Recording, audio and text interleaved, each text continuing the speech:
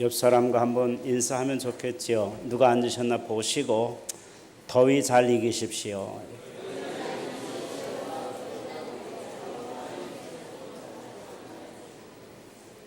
진짜 덥죠? 금년 들어 제일 어제 오늘이 제일 더운 것 같아요. 근데 점점 더워진다 그러니까 좋은 일인지 나쁜 일인지 모르겠지만 하여튼 하나님께서 좋게 하실 줄로 우리는 덥다고 뭐 불평할 수도 없고 방법은 이기는 방법밖에 없잖아요. 오늘 드디어 우리 교회 과부하가 걸렸어요. 전 에어컨이 다 돌아갔어요. 그런 걸릴 수밖에 없는데 제일 지금 문제가 되는 게 아동부 그 에어컨이거든요. 그게 200평용이에요. 근데 30평대다가 그걸 틀어놓고 있으니까 그거 하나만 해결하면 되는데 그걸 제가 바꿔야 되겠다. 벌써부터 생각하면서 못 바꿨거든요. 그거 한 300만 원 이런 거 하나 거기다 놓으면 되는데 큰 200평짜리를 갖다 놓고 돌리니까 전체가 다 그냥 그것 때문에 어린아이들 잘해줘야 되겠다고 하는 의미로 시원하게 해줘야 되겠다 하는 마음으로 했는데 그게 문제가 돼서 빨리 당장 바꿨으면 좋겠거든요. 여러분들 가운데 감동되는 분이 있으면 이번 주 안에 빨리 바꿔놔요. 얼마 안 돼요. 하나 바꿔놓으면 참 좋겠어요. 아멘. 또 하나 또 숙제 또 드릴게. 목사님이 통 그런 거 안 했는데 교회 버스가 지난번에 고장났다고 그래가지고 근데 고장은 아니래. 그걸 뭘 연결이 잘못돼서 그랬다는데 그래가지고 아이들을 그냥 버스 바꿔 타고 이렇게 올라왔잖아요. 버스 하나 사야 될 것 같아요. 큰 버스 말고 그만한 거 하나 사야 되는데 한 1억은 안 돼도 한 8천만 원 되는 것 같아. 그거 누가 한번 하시면 좋겠지만 한 분이 못 하잖아. 여러 사람이 좀 나누어서 조금씩 헌금했으면 좋겠습니다.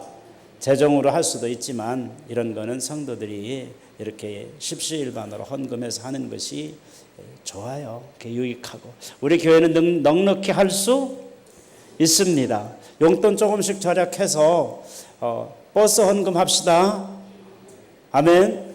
다음 주부터 그래서 헌금 되는 대로 버스 새로 하나 사야 되겠다는 생각이 들어요. 에어컨을 한 사람이 해놔요. 누구든지 은혜 되시는 분이. 하나님이 기뻐하시는 제사라고 하는 말씀으로 은혜를 받겠습니다. 이스라엘 백성들은 제사와 함께 사는 백성이에요. 근데 제사를 왜 드리기 시작했죠? 우리가 제사를 드리는 의미를 알아야 돼요. 죄인이기 때문에 드리는 거예요. 죄인이기 때문에. 죄를 지었기 때문에. 하나님께서 에덴 동산 지으시고 사람 거기에 살게 하셨잖아요. 최고의 좋은 낙원을 만들어 주셨어요. 거기서 예배 드리라고 하셨나요? 안 하셨나요? 안 하셨어요. 예배가 필요가 없어요. 왜? 항상 하나님과 함께 있기 때문에. 그럼 예배가 뭐냐? 하나님을 만나기 위한 과정이에요. 절차예요. 죄인이기 때문에 하나님을 만날 수 없게 되어진 인생들이 그래도 하나님을 만나야 되는 건데 하나님이 그 길을 열어주신 것이 제사예요. 제사를 통해서 하나님께서 우리를 만나주시기 때문에 이제 제사가 시작되어진 거거든요. 근데 구약에는 많은 제사가 있지만 그 중에 특별히 4가지 제사를 드렸어요. 그러면 그 제사를 왜 드렸느냐? 여러분 죄 가운데 살잖아요. 그죠? 나는 죄 없어요. 내가 무슨 사람을 죽였습니까? 남의 물건을 훔쳤습니까? 그런 사람이 죄가 더 많다고. 죄가 없다고 하니까 죄 사함을 받지 못했으니까 죄가 쌓일 수밖에 없어요. 그러니까 그 사람이 죄가 더 많은 거예요. 성경에 보면은요, 마음에 욕심을 내면 이미 죄를 지었다고 그랬어요. 음욕을 품었으면 이미 간음했다고 그랬어요. 그러니 우리가 세상에 얼마나 많은 죄 가운데 사느냐 그런 말입니다. 그런데 구약 시대에는 이런 죄의 문제를 해결할 수 있는 길이 하나밖에 없었어요. 하나님 앞에 제사를 통해서. 근데 본인이 드리지도 못해요. 누가 드리느냐? 대제사장이 제물을 가지고 날마다 아침 저녁으로 하나님 앞에 백성들을 위해서 속죄의 제사를 드려야 됐어요. 그래서 죄 때문에 드리는 제사가 속죄의 제사예요. 근데 속죄의 제사를 드리기 위해서는 바로 희생이 필요하고 피가 드려져야, 지성소에 피가 뿌려져야 되는 거거든요. 또 이런 그 제사 말고도 하나님 앞에 이제 이처럼 하나님, 우리를 이렇게 우리의 예배를 받아주셔서 감사합니다. 우리를 하나님 그 백성으로 이끌어 주셔서 감사합니다. 이렇게 하나님 앞에 감사하면서 그 하나님 앞에 제가 헌신을 하겠습니다. 하나님 앞에 제 몸을 드리겠습니다 라고 하는 것이 헌신이잖아요. 제 몸으로 하나님 앞에 봉사를 하겠습니다. 이렇게 헌신하고 수고하는 그러한 것이 하나님 앞에 제사로 드려지는데, 그런 제사를 번제라고 그러는 거예요. 태워서 하나님 앞에 드리는 제사예요. 이 제물이 태워서 하나님 앞에 드려지는 것처럼 내가 이제는 이 죽었던 육신을 살려주신 하나님의 은혜 안에서 나를 살려주신 은혜를 감사해서 내가 이제는 이 산 육신으로 하나님의 일을 하겠습니다 라고 이렇게 자기 몸을 하나님 앞에 드리는 것이 헌신의 예배예요. 그런 제사를 뭐라고 하느냐면은 번제라고 그랬어요. 그래서 이스라엘 백성들은 죄 때문에 속죄제를 드리고 또 감사해서 헌신의 마음으로 하나님 앞에 헌신하겠습니다 라고 드리는 제가 번제였어요. 그러면 이것으로 끝나는 것이 아니라 나는 하나님 앞에 이제 이렇게 몸을 드리는데 봉사하고 하나님 앞에 충성을 다하겠습니다. 주님 말씀대로 주님의 일꾼이 되겠습니다 라고 이렇게 충성하는 제사가, 헌신과 충성을 드리는 제사가 있었는데, 그런 제사를 소제라고 했어요. 그래서 소제는 우리의 그 봉사와 헌신을 통해서 여러분들이 여러 가지 찬양으로 봉사하고 또 이처럼 그 주방에서도 이 더운데 봉사하고 교사로서 봉사하고 많은 봉사하잖아요. 그런 그 제사가 소제라는 거예요. 그리고 하나님의 은혜가 너무 감사합니다. 그래서 하나님의 은혜를 감사해서 드리는 그 제사를 화목제라고 그랬어요.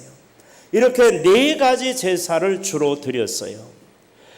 자, 이러한 그 4가지 제사를 드림으로 말미암아 하나님 앞에 나아가는 그런 길이 열렸거든요.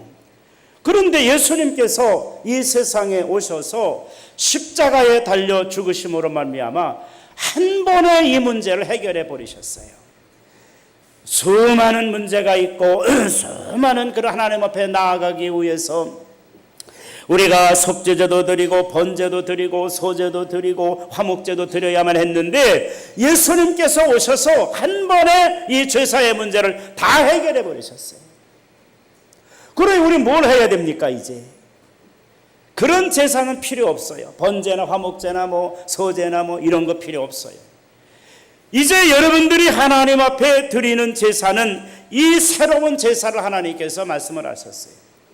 그것을 구약 성경에는 이들이 제사를 하나님 앞에 드리는데 늘 습관적으로 드리니까 그저 아침에 제사 드려야지, 저녁에 제사 드려야지, 양 잡어 소 잡어 하다 보니까 이 제사가 형식에 치우쳐 버렸어요. 형식에 치우쳐 버리니까 우리 하나님께서 그들이 그 제사 드리는 그 모습을 보고 탄식하시는 겁니다. 야, 너희가 그렇게 죄물을 잡을 때에 흘리는 피를 가지고 제사를 드리는데 내가 그 피를 마시겠느냐? 또 너희가 그 제물을 태워서 번제를 드리는데 너희가 새카맣게 태워 드리는 그 고기를 내가 먹겠느냐? 이제 지겹다고 말씀하시는 거예요. 그 왜 하나님이 지겹다고 하실까요? 그것을 통해서 하나님께 나아가는 길을 열어주셨는데 행위만 있고 마음이 사라져버린 거예요. 마음이 없어요. 주님 앞에 나아가는 그 마음이 그들에게 없는 거예요. 그러니까 하나님께서 그들에게 향해서 하시는 말씀이 이제는 이런 죄물 다시 가져오지 말아라 라고 말씀하시기까지 하는 것입니다. 그래서 말라기서 마지막에 보면은요, 그 그거 하나님께서 그거 너희가 드리는 거 그거 다 내가 준 거 아니야. 결국은 하나님께 주신 것 가지고 생색만 내는 마음도 없이 이렇게 하는 그러한 제사를 내가 더 이상 원치 않는다고 말씀하시면서 내가 원하는 제사는 상한 마음이라 그렇게 말씀하셨어요.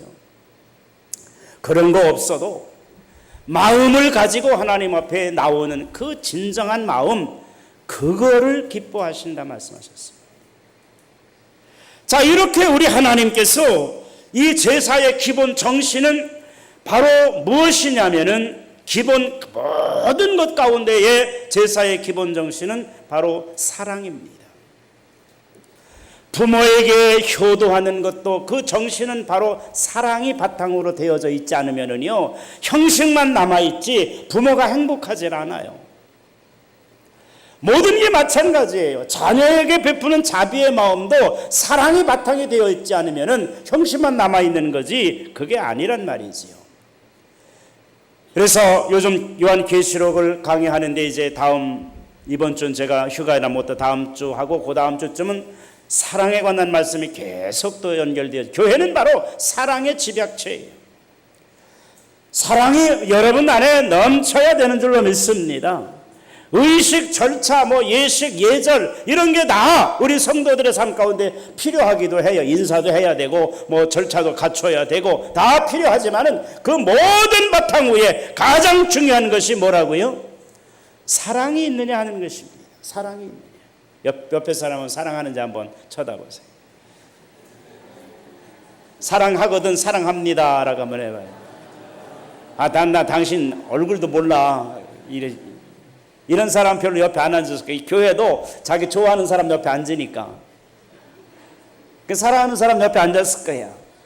모든 그 예배의 중심이 또 모든 하나님에 대한 그 충성의 중심이 부모에 대한 효도의 중심이 모든 것이 부부지간의 그 관계도 마찬가지예요. 모든 것의 바탕에 뭐가 있어야 돼요? 사랑하는 거예요. 그러니까 아내를 사랑하면 뭐라고? 어떻게 한다고? 처갓집 말뚝 보고도 절을 한대. 그런 사랑이 있어야 돼요. 사랑의 바탕이 있어야 돼요. 여러분 교회를 사랑하나요? 우리 어린아이들을 사랑하나요? 버스가 고장났는데 걱정해봤어요?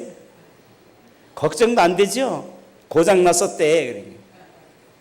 참 너무 감사한 거예요. 사고 안 났으니까. 이 접촉하는 게 하나가 연결이 안 됐대요. 그게 물려 돌아가야 되는데 그래가지고 타는 냄새가 나고 그랬는데 고장은 안 났다고 그래가지고 그 원집사 이제 보고 하는데 고맙습니다. 그런데 제 마음에는 이게 바로 뭐라고? 신호. 어떻게 그 눈치가 빠른지 몰라. 이게 경고예요. 경고. 하나님께서 준비해라. 그 전주에 바로 당해라 했거든요. 근데 돈도 없는데 성도들에게 부담 주면 안 되는데 그러면서 좀 더 써봅시다. 쓰는 데까지 써봅시다 했더니 하나님께서 그냥 바로 뭐 하셔? 경고하시는 거예요. 그래가지고 제가 오늘 여러분들 앞에 우리 버스 한 대 삽시다. 이렇게 여러분들에게 한번 광고 한번 해본 거예요. 여러분들이 사랑한다면, 교회를 사랑한다면 그거 누가 탈 건데? 누가 탈 거예요? 여러분 탈 거잖아요. 내가 차 한 대 준비하지. 그래서 먼데 이렇게 우리 상담하면 먼데도 가고 그래야 되잖아요. 근데 불안해진단 말이죠. 이제 모든 바탕은 바로 사랑이 되어야 되는 겁니다.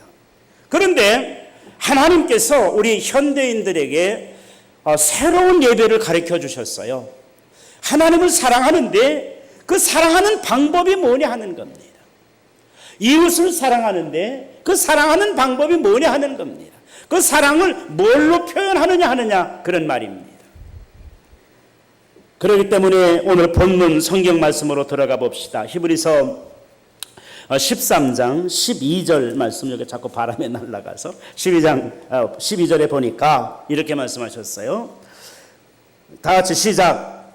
그러므로 예수도 자기 피로써 백성을 거룩하게 하려고 성문 밖에서 고난을 받으셨느니라. 그리고 15절로 뚝 띄어서 넘어가서 읽어봅시다. 15절. 그러므로 항상 찬송의 제사를 하나님께 드리자. 이는 그 이름을 증언하는 입술의 열매니라. 하나님 앞에 이처럼 하나님을 사랑하는 사랑의 표현을 우리가 행하는 최고의 표현이 뭐냐? 하나님을 찬송하는 것이라. 이렇게 말씀하셨어요. 그래, 이 찬송은 형식적인 찬송이 아니고 감동에 일어난 찬송을 우리 하나님 앞에 드려야 되는 거예요. 그래, 최고의 이제 새로운 시대에 사랑의 제사를 하나님 앞에, 사랑을 바탕으로 한 하나님의 제사를 드려야 되는데, 그 제사가 바로 뭐라고? 찬송이라 그렇게 말씀하셨습니다. 찬송의 제사를 하나님께 드리자. 이는 그 이름을 증언하는 입술의 열매니라. 우리가 드리는 찬송은 하나님의 이름을 증언하는 여러분들의 입술의 열매라는 겁니다. 그래서 우리는 하나님 앞에 찬송의 제사를 드린다, 이렇게. 그래서 우리는 하나님 앞에 드리는 새로운 제사의 모습에 하나님께서 찬송의 제사를 말씀하셨어요. 그러나 이것이 신약 성경에 처음 말씀하신 것이 아니에요. 이사야 43장의 말씀에 보면은 하나님이 사람을 지으신 목적은 하나님 앞에 영광을 돌리게 하기 위해서 지으셨는데, 그 끝에 부분에 가보면은 영광을 돌리는 그 방법이 뭐예요? 찬송을 드리게 하려 함이라. 우리 하나님께서 여러분을 지으시고 여러분들에게 귀를 주시고 입을 주시고 눈을 주시고 성대를 주시고 한 모든 이유가, 그 중에 최고의 이유가 뭐라고요? 찬송 드리게 하시기 위해서.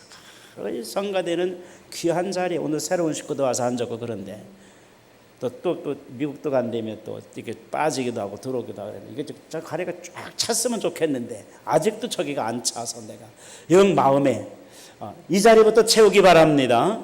이 자리가 70명 정도 채웠으면 좋겠는데 꽉 채워줬으면 좋겠어요. 왜? 찬송, 우리 하나님이 얼마나 기뻐 받으시는지 몰라요.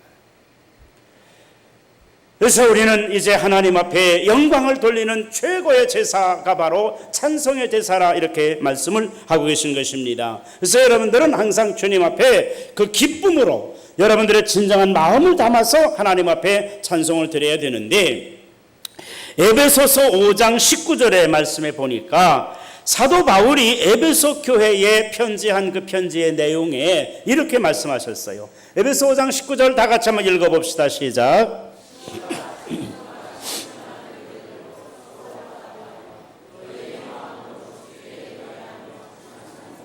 그렇습니다.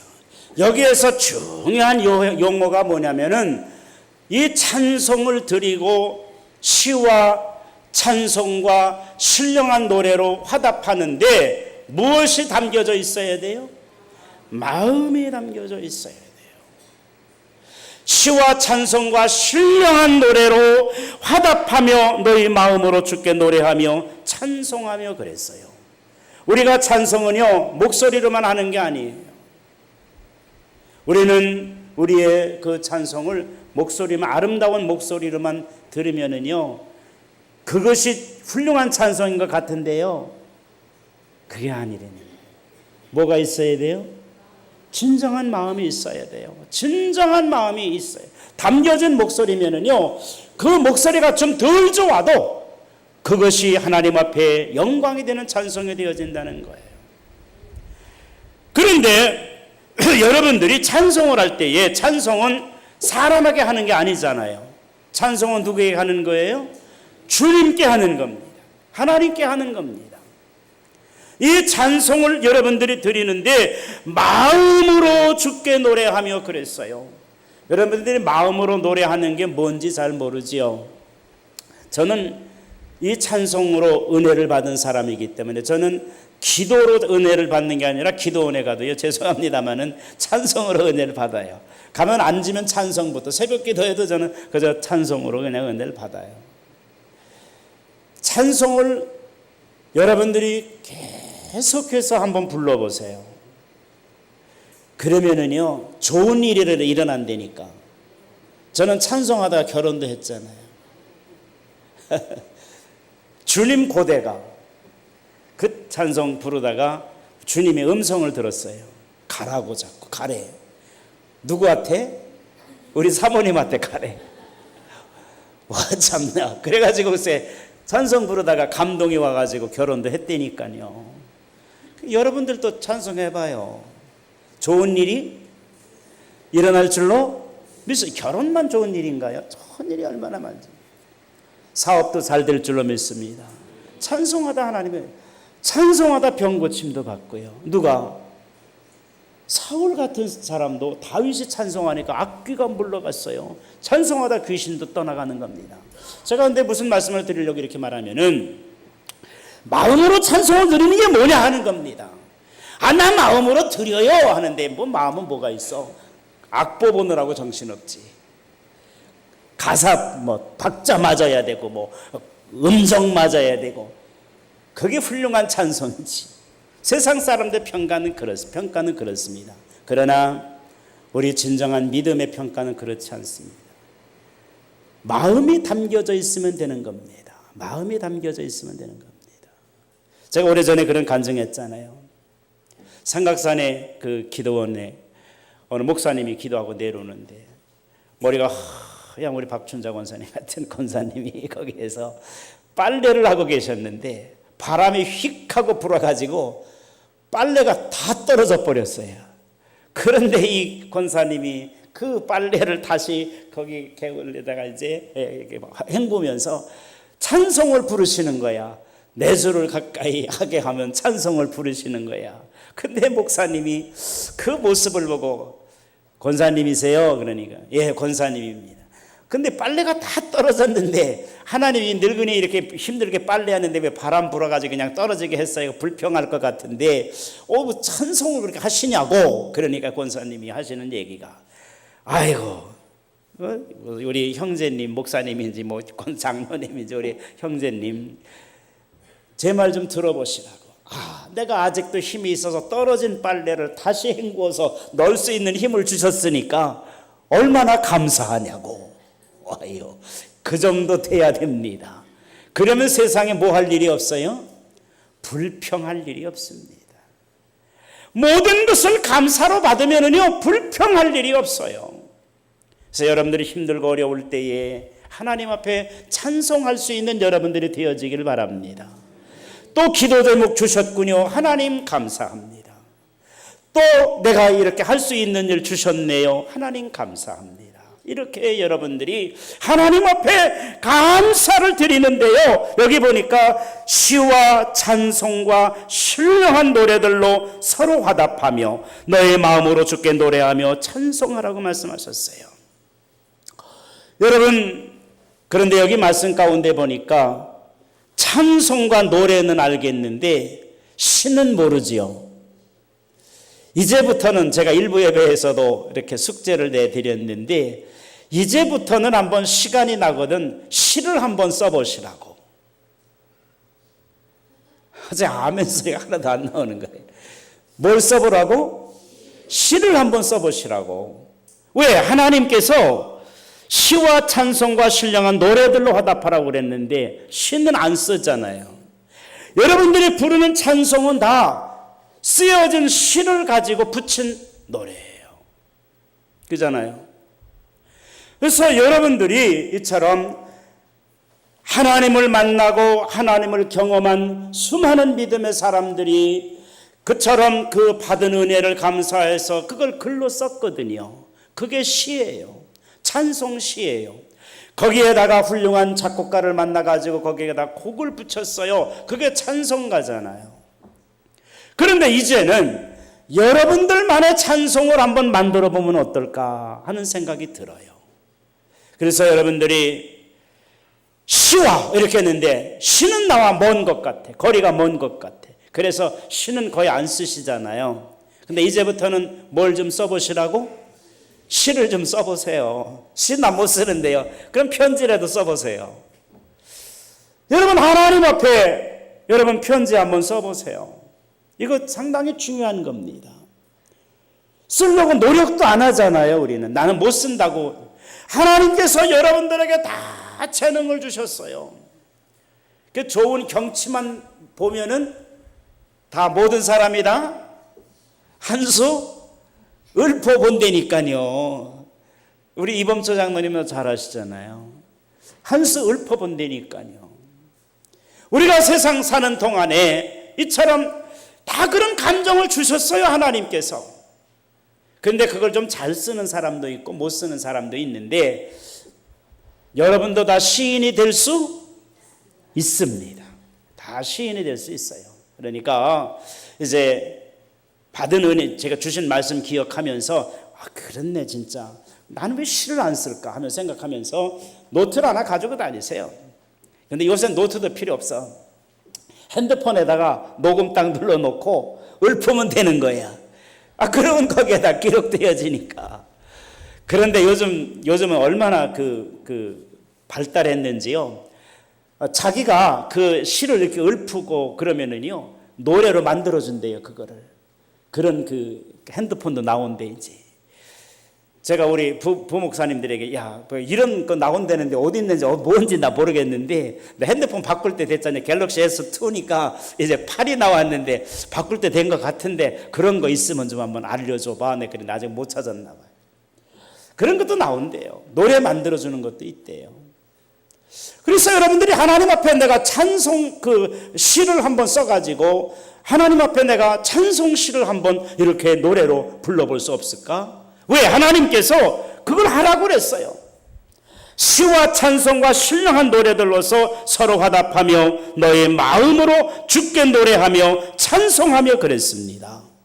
사랑하는 성도 여러분, 리차드 먼브란트라고 하는 목사님이 루마니아에서 복음을 전했는데요, 이 루마니아에서 복음을 전하다가 공산당에게 잡혀가지고 13년 동안 옥중 생활하는데 독방에서만 살았어요. 독방에서. 얼마나 중죄인으로 취급을 받았는지. 그러다가 2001년 2월 달 하나님의 품으로 가셨는데요, 그분이 세상을 떠나신 후에 보니까 시집을 하나 남겼는데, 그 시가 바로 뭐냐면은 God's Underground라는 거예요. 이 말은 하나님의 지하운동, 그런 시를 써놨어요. 하나님의 지하운동이라는 시를 써놨어요. 그런데 이 번브란트 목사님이 시의 서문에 이런 글을 남겼습니다. 감옥에서 보낸 횟수가 저에게는 너무나 긴 것으로 여겨지지 않았던 것은 홀로 독방에 갇혀 있으면서도 믿음이나 사랑을 넘어선 기쁨을 하나님 안에서 발견할 수 있었기 때문입니다. 감옥에서 하나님의 그러한 은혜를 발견했다는 겁니다. 뭐냐면은 믿음이나 사랑을 넘어선 기쁨. 우리는 사랑의 기쁨이 있고 믿음의 기쁨이 있습니다마는 그것을 넘어선 기쁨을 내가 이 옥중에서 발견했기 때문이라는 것입니다. 그 어떤 기쁨도 하늘이 나에게 주는 기쁨과는 비교할 수 없는 것을 알았습니다. 이제까지는 세상에 주는 기쁨으로 내가 행복해했고 세상에 누가 나에게 기쁨을 줄까 하며 생각을 했는데, 나는 그 옥중에서 아무도 나를 찾아오지 않고 만날 수도 없는 그곳에서 하나님께서 믿음이나 사랑이 줄 수 없는 기쁨을 나에게 주시는 기쁨을 내가 거기에서 발견했습니다. 그러면서 그 하나님이 주신 그 기쁨은 이제는 내가 잠시 후에 내가 갈 수 있는 하나님의 나라가 있다는 것을 더 절실하게 알았고, 그 하나님의 나라를 사모하는 마음이 나에게 행복감을 가져다 주었고 나에게 기쁨을 불러주었습니다. 그러기 때문에 나는 하나님의 은혜를 찬양할 수 있습니다 하면서 그분이 부른 그 찬송, 바로 내 영혼이 은총 입어 중한 죄짐 벗고 보니. 와, 감사하잖아요. 얼마나 많은 사람들이 찬송가의 은혜를 받습니까? 우리가 세상을 살아갈 때에 여러분들이 아무 소망도 없고 아무것도 할 수 없는 절망적인 상태에 빠져 있는데도 내가 자유할 수 있고 내가 갈 수 있는 곳이 있고 세상 누구도 그 길을 막을 수 없는 그 길이 나에게 있다는 것을 알고 그 깨달은 은혜 안에서 이처럼 그 입에서는 찬송이 울려나온 것입니다. 내 영혼이 은총 입어 중한 죄짐 벗고 보니 여러분, 이 찬송에 담긴 그런 깊은 그 찬송의 그 마음을 여러분들 안에 간직할 수 있기를 바랍니다. 어떠한 사람도 나에게 소망을 줄 수 없고 어떠한 사람도 나에게 희망을 줄 수 없는 것 같은데, 그래도 나에게 희망이 있습니다. 그래도 나에게 소망이 있습니다. 보니까 하늘나라가 있습니다. 아무도 그 길을 가는 것을 막을 사람이 없는 하나님의 나라가 나에게 있습니다.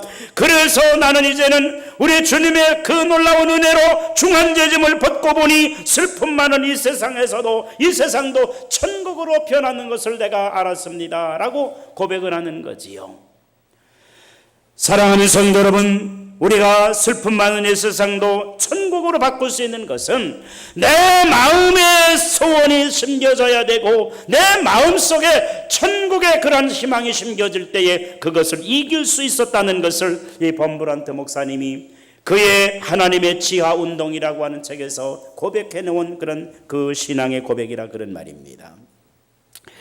그래서 감옥에서의 기쁠 것 없는 상황에서 기쁨을 이룰 수 있는 것이 바로 그 무엇이었느냐? 그는 찬양이라고 말을 했습니다.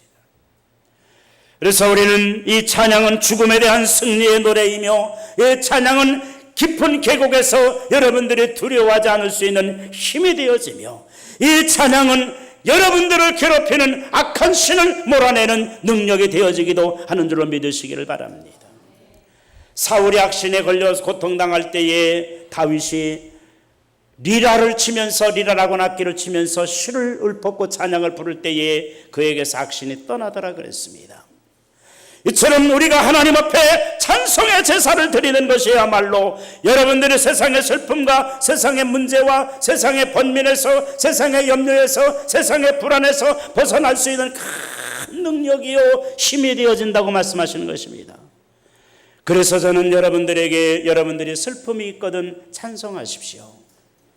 일부러 찬송하십시오. 그런데요, 찬송을 부르면 부를수록 한 번 부르고 끝나지 말고 수도 없이 불러보십시오. 그러면은 여러분들이 찬송 안에 깊이 빠져들어가게 될 줄로 믿습니다. 거기에 은혜가 있는 겁니다. 너희 감사가 있는 겁니다. 거기에 승리가 있는 겁니다.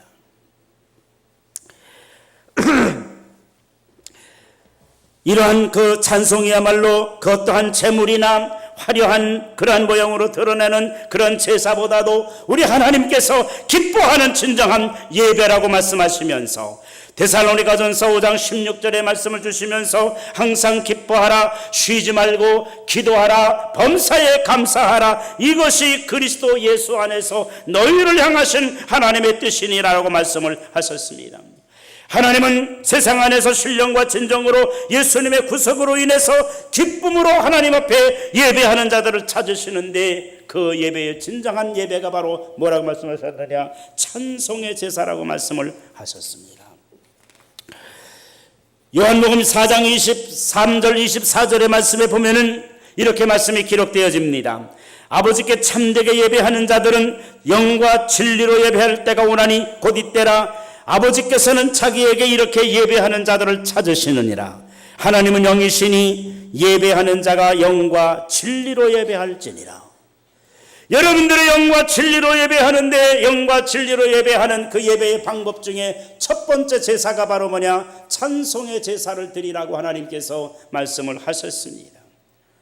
힘들고 어렵거든 찬송하십시오. 걱정스럽고 두려웠거든 찬송하십시오. 여러분들은 거기에서 자유함을 얻게 되어질 줄로 믿습니다. 찬송 안에 여러분들을 깊이 빠뜨리십시오. 그러면 그 찬송이 여러분들에게 기쁨이 되어질 줄로 믿습니다. 그 다음에 12절과 13절 말씀을 보면은요, 이렇게 말씀이 되어져 있습니다. 그러므로 예수도 자기 피로써 백성을 거룩하게 하려고 성문 밖에서 고난을 받으셨느니라. 그런즉 우리도 그의 치욕을 짊어지고 영문 밖으로 그에게 나아가자 그랬습니다. 이것은 무슨 제사냐? 헌신의 제사입니다.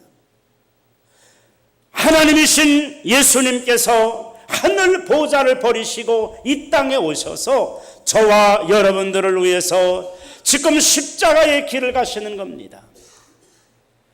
자신의 몸을 십자가에 못 박으심으로 말미암아 자신의 생명을 우리에게 주심으로 말미암아 우리를 자유케 하고 우리를 사망에서 생명으로 이끌어 주시기 위해서 십자가의 길을 걸어가시는 겁니다. 이것을 무슨 제사라고 말하느냐? 헌신의 제사라고 말하는 것입니다.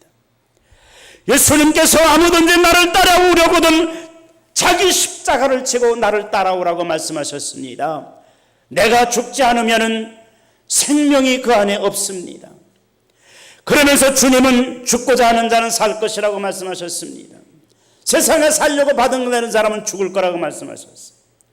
우리 하나님의 놀라운 은혜 안에서 우리가 헌신의 제사를 우리가 주님으로부터 배우게 되는 겁니다. 그래서 로마서 12장 1절의 말씀에 보면 이렇게 하나님이 말씀하시는데요.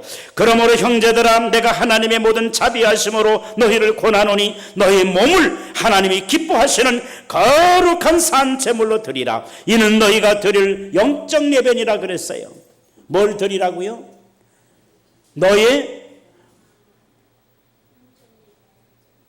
금방 읽었잖아요. 저기 써 있잖아요. 몸을 드리라고 그랬잖아요. 몸을 드리라고. 너의 몸을 하나님이 기뻐하시는 거룩한 산제물로 드리라. 오늘 여러분들은 이 예배당에서 여러분들의 몸을 하나님 앞에 드리고 계신 줄로 믿으시기 바랍니다. 여러분이 진리를 알아야 되는 것입니다. 헌신의 제사예요. 여러분들의 몸을 드리는 것이 바로 제사입니다. 예배를 드리기 위해서 예배당에 나오시고 예배를 드리기 위해서 목장 예배를 참석하고 또 하나님 앞에 예배를 드리기 위해서 찬양대에 서고 하나님 앞에 예배를 드리기 위해서 헌신의 장소에 서서 하는 모든 행위가 바로 제사라는 겁니다. 몸을 드리라는 것입니다. 어저께 얼마나 덥습니까? 그런데도 우리 교회에 순회 헌신 예배 드리는 국방부 신호의 그 예배를 은혜롭게 얼마나 좀 잘하는지 모르겠어요. 그런데 그 주방에 오셔서 그 음식을 준비해 주셔서 너무 감사하지요. 미안해서 우리는 예배 장소만 주시면 됩니다 그러는데 어떻게 그럴 수 있습니까? 여러분 같으면 그렇게 하는 게 좋겠습니까? 예배 드리고 가라고 그래 그러면 그게 교회입니까? 그분들을 다 나라와 민족을 위해서 한평생을 사신 분들이에요. 앞으로 나라의 위기가 빠지면은 일선에 서서 앞장서실 분들인 줄로 믿습니다. 다 지휘관들이에요. 투스타 장성하시던 분도 있고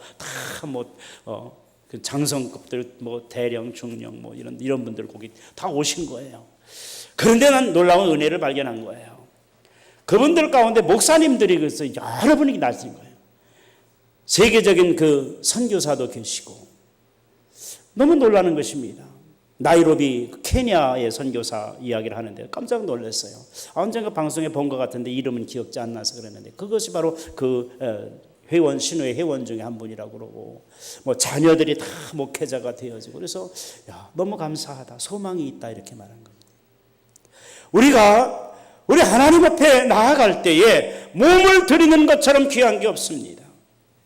그래서 여러분들의 몸을 힘들고 피곤해하고 눕고 자자 그러면 좀 더 자자, 좀 더 눕자 하면 빈궁이 강도처럼 온다는 거예요. 근데 그 빈궁이 세상에 가난해지는 빈궁이 아니에요. 영적인 가난입니다. 여러분들의 영혼이 공허해지고 여러분들의 영혼이 공허해지면은 여러분들의 육신이 기쁨이 없습니다. 여러분들의 영이 맑고 여러분들의 영이 새로우면은요 여러분들의 육체가 새롭게 힘을 얻게 되어질 줄로 믿습니다. 이 두 가지는 불가분리의 원리예요. 육신과 영은 함께 소생해야 되는 겁니다. 그런데 육신이 소생함으로 영이 사는 게 아니라 여러분들의 영이 여러분 안에서 소생함으로 말미암아 육신이 힘을 얻게 되어지는 놀라운 진리를 발견하게 되시길 바랍니다. 주님의 일을 하면 행복합니다. 주님의 일을 하면 감사합니다. 주님의 일을 하면 기쁩니다. 이것이 바로 너희가 헌신의 제사를 하나님께 드리라. 그리스도의 삶은 예수의 피값에 합당한 삶을 살아야 되는 것입니다. 그런데 바로 우리가 이제는 신약의 새로운 그러한 그 제사를 우리 하나님께 말씀하셨는데, 헌신의 제사를 드려라.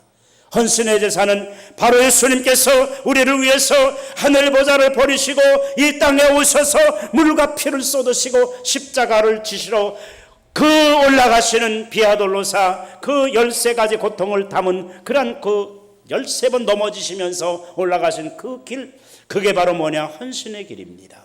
쉽지 않습니다.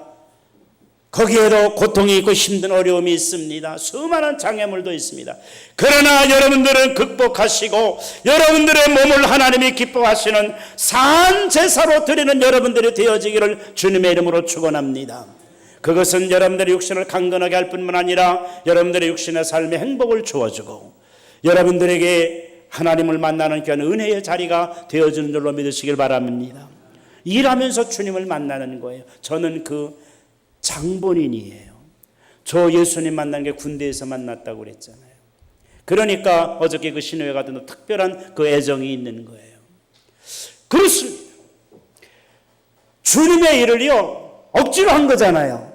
억지로 해도요, 구레네 시몬이 그 십자가를 억지로 끌고 갔는데도요 그에게 얼마나 큰 축복이 있었는지 성경에 나타나잖아요. 이제 사도행전을 공부하다 보면 그게 나타나요. 다음 수요일에 나타날 거예요. 우리가 세상을 살아갈 때에 바로 여러분들이 모든 삶을 살아가는데 여러분들의 몸을, 여러분들의 육신을 어떻게 사용하는지 그거를 여러분들이 잘 기억하며 살아가기를 바랍니다.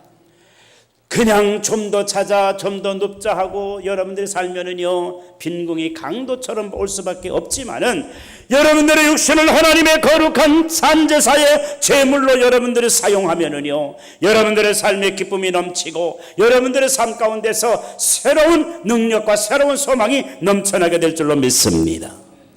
마지막 세 번째로는 16절의 말씀입니다. 16절의 말씀에 이렇게 말씀하십니다. 오직 선을 행함과 서로 나누어 주기를 잊지 말라. 하나님은 이 같은 제사를 기뻐하시느니라.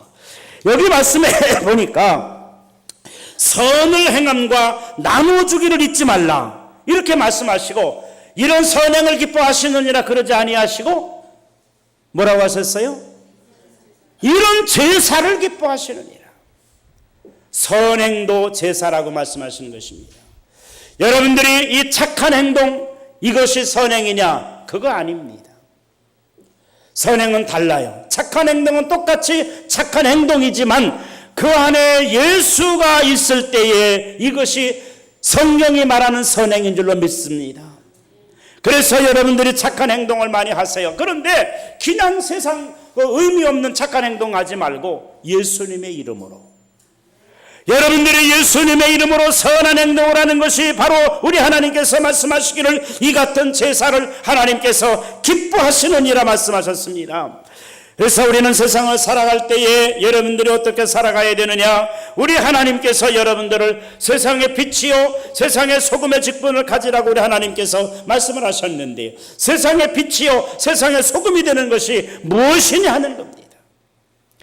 야고보서에서는 야고보서 2장 16절에서 17절까지 말씀에 이렇게 말씀을 남겨놓은 거예요. 너희 중에 누구든지 그에게 이르되 평안히 가라, 덥게 하라, 배부르게 하라 하며 그 몸에 쓸 것을 주지 아니하면 무슨 유익이 있으리요? 이와 같이 행함이 없는 믿음은 그 자체가 죽은 것이라 그랬습니다. 여러분, 세상에는 추운 사람도 많습니다. 평안하지 않은 사람도 많습니다. 배고픈 사람도 많습니다. 우리나라는 먹을 것이 넘친다고 하는데요, 그런 가운데서도 풍요 속에 빈곤은 항상 있는 거예요. 여러분들이 알지 못하는 아픔을 안고 여러분들이 알지 못하는 고통을 경험하면서 사는 사람이 많이 있습니다. 우리 교회에는 없을까요? 우리 교회에도 있습니다. 그래서 주의 종인 저는 이것을 걱정하는 겁니다. 장막 문제로 고통을 당하는 성도들에게 장막 문제를 어떻게 좀 도울 수 없을까?